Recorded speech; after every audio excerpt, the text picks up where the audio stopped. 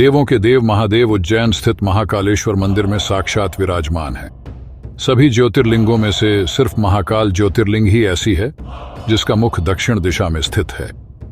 प्राचीन काल से ही उज्जैन का यह अचरज भरा सत्य है कि यदि कोई राजा भी उज्जैन में रात गुजार लेता था तो उसे अपनी सल्तनत गंवानी पड़ ढती थी। भगवान शिव के 12 ज्योतिर्लिंगों में से एक उज्जैन के महाकालेश्वर मंदिर में भक्तों को दक्षिण मुखी ज्योतिर्लिंग के दर्शन होते हैं। महाकालेश्वर मंदिर मुख्य रूप से 3 हिस्सों में विभाजित है। इसके ऊपरी हिस्से में नागचंद्रेश्वर मंदिर है, नीचे ओंकारेश्वर मंदिर और सबसे नीचे जाकर आपको महाकाल मुख्य ज्योतिर्लिंग के रूप में विराजित नजर आते हैं, जहां आपको भगवान शिव के साथ ही गणेश जी, कार्तिकेय और माता पार्वती की मूर्तियों के भी दर्शन होते हैं। इसके साथ ही यहाँ एक कुंड भी है जिसमें स्नान करने से सभी पाप धुल जाते हैं। मान्यताओं के अनुसार उज्जैन में महाकाल के प्रकट होने से जुड़ी एक कथा है। दरअसल दूषण नामक असुर से प्रांत के लोगों की रक्षा के लिए महाकाल यहाँ प्रकट हुए थे। फिर जब दूषण का वध करने के बाद भक्तों ने शिव जी से उज्जैन में ही वास करने की प्रार्थना की तो भगवान शिव महाकाल ज्योतिर्लिंग के रूप में प्रकट हुए।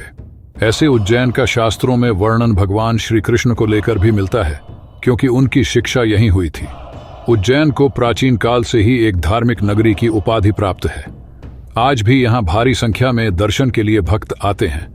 दरअसल भगवान महाकाल की भस्म आरती के दुर्लभ पलों का साक्षी बनने का ऐसा सुनहरा अवसर और कहीं नहीं प्राप्त होता है।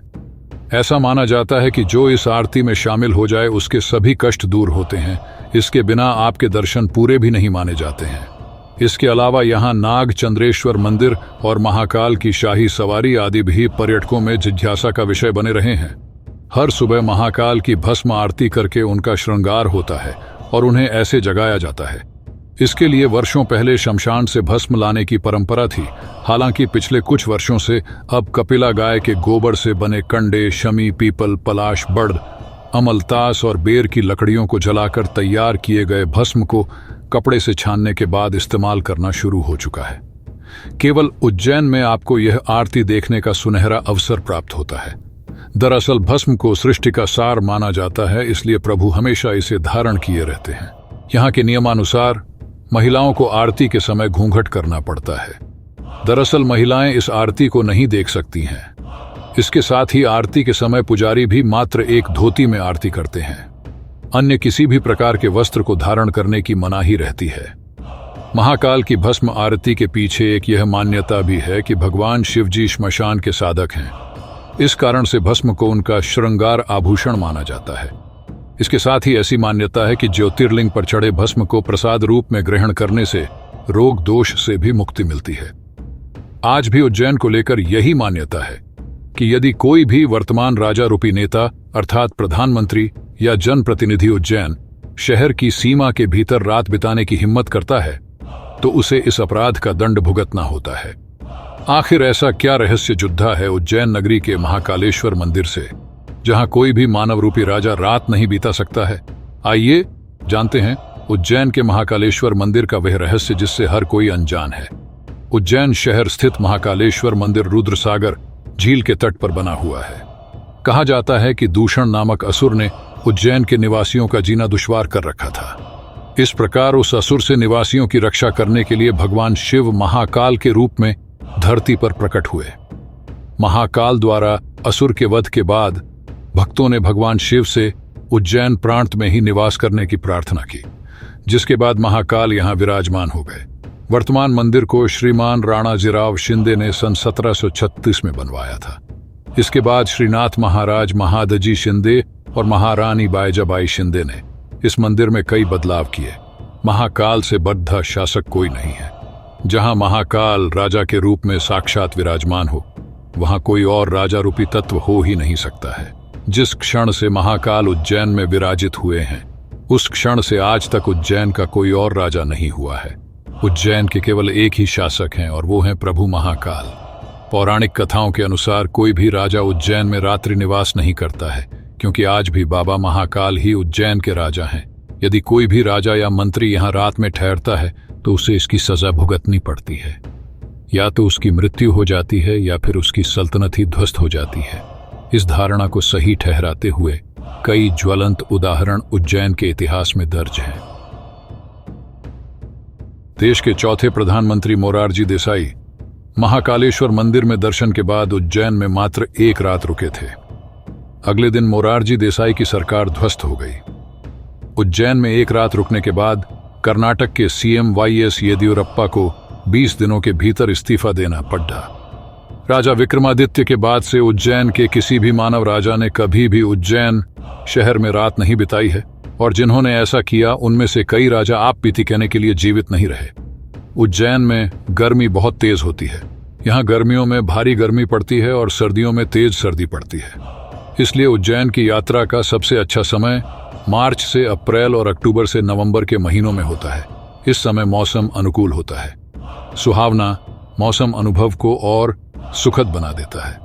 उज्जैन भारतीय समय की गणना के लिए केंद्रीय बिंदु हुआ करता था और महाकाल को उज्जैन का विशिष्ट पीठासीन देवता माना जाता था। समय के देवता शिव अपने सभी वैभव में उज्जैन में शाश्वत शासन करते हैं।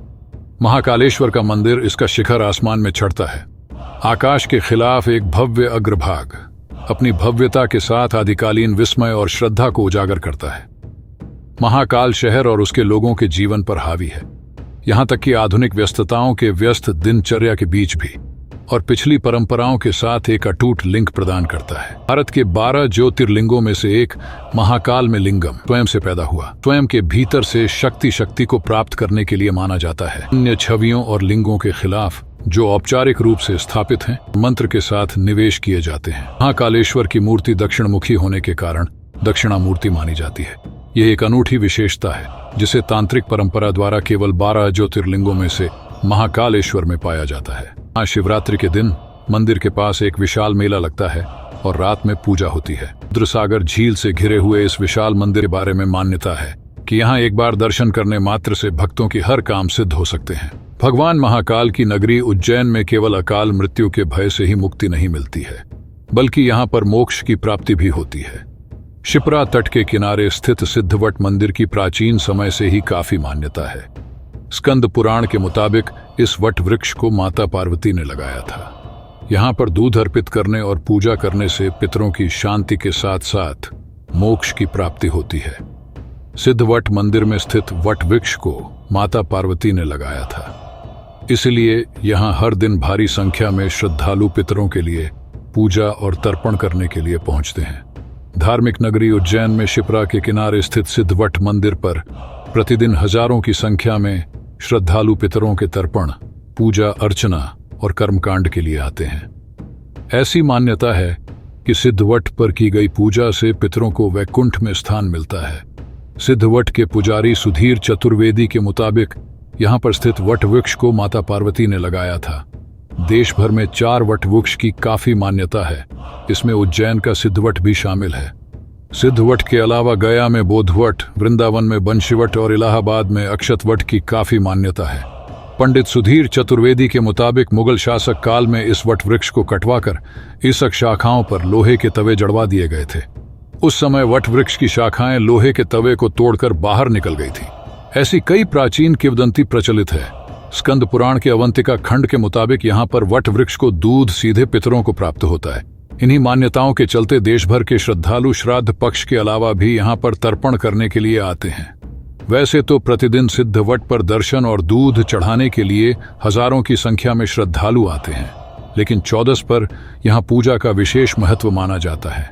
पंडित राजेश चतुर्वेदी के मुताबिक यहाँ पर पूजा अर्चना करने से धन्य ध्यान और सुख शांति समृद्धि की प्राप्ति होती है। इसके अलावा वंश वृद्धि के लिए भी सिद्धवट का स्थान सिद्ध माना गया है। यहाँ पर सारी पूजा सिद्ध होती है।